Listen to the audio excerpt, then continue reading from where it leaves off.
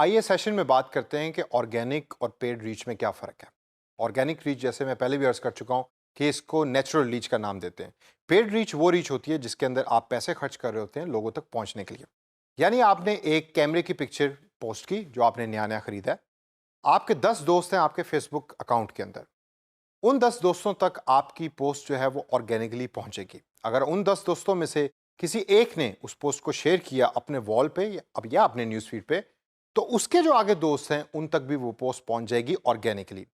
उस कैमरे की पिक्चर को उन दोस्तों तक या उन लोगों तक पहुंचाने के लिए आपने कोई पैसे पे नहीं किया। अब ऑन दी अदर हैंड अगर दूसरी हम एग्जांपल लें और उसके अंदर आप उस कैमरे की पिक्चर को बूस्ट करने के लिए या एडवर्टाइज करने के लिए $1 स्पेंड करते हैं, तो उसको हम पेड रीच का नाम देते हैं। और फेसबुक उसमें आपके हाथ में पावर देता है कि वो पोस्ट आपने किन किन लोगों तक पहुंचानी है और किस तरीके से पहुंचानी है। तो दोस्तों इस सेशन के अंदर मैं आपको बताऊंगा कि आपको ऑर्गेनिक और पेड रीच क्यों यूज करनी चाहिए। तो सबसे पहले देखते हैं कि why to use organic reach. Organic reach को इस्तेमाल करने का सबसे बड़ा फायदा क्या है? जी हाँ, यू आर राइट, कॉस्ट। चूंकि आप कोई पैसे पे नहीं कर रहे होते और अगर आपका कंटेंट अच्छा है तो वो ऑटोमेटिकली लोगों के साथ शेयर हो रहा होता है। आपके पैसे भी बचते हैं और लेस कॉस्ट होने की वजह से ज्यादा लोगों तक आप पहुंच सकते हैं। सेकंड पॉइंट है क्रेडिबिलिटी। जब आप बगैर पैसे खर्च किए अपनी पोस्ट को ऑर्गेनिकली लोगों तक पहुंचा रहे होते हैं तो उसकी क्रेडिबिलिटी ज्यादा होती है।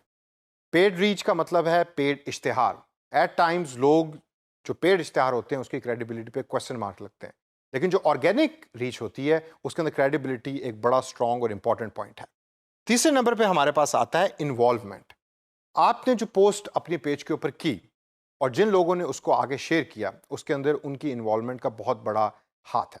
अगर वो उसमें इंटरेस्टेड हैं और आपका कंटेंट इंटरेस्टिंग है जो आपने शेयर किया है, वो उसको ऑटोमेटिकली आगे शेयर करेंगे इवन दो कि आप उनको कोई भी पेमेंट नहीं कर रहे।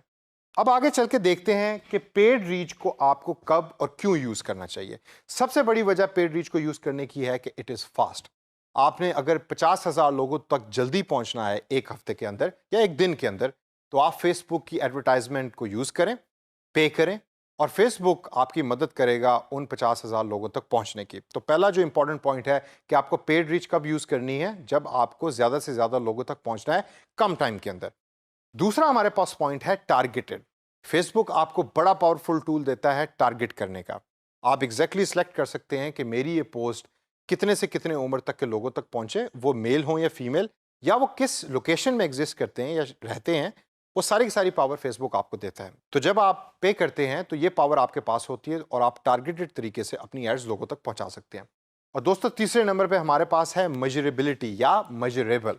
इससे मुराद ये है कि जब आपने एक एड चलाई या आपने एक पोस्ट को पे किया और वो पेड रीच के अंदर कन्वर्ट हुआ, आप उसकी सारी की सारी डायनेमिक्स को और एनालिटिक्स को मेजर कर सकते हैं। आप ये देख सकते हैं कि ये कितने बजे ज़्यादा लोगों ने वॉच की, कितने लोगों तक पहुंची, और इस ऐड को देखने वाले या इंटरेस्ट रखने वालों की एज क्या है, वो रहते कहाँ हैं, क्या चीज़ें पसंद करते हैं। ये सारे का सारा डाटा फेसबुक आपको प्रोवाइड करता है।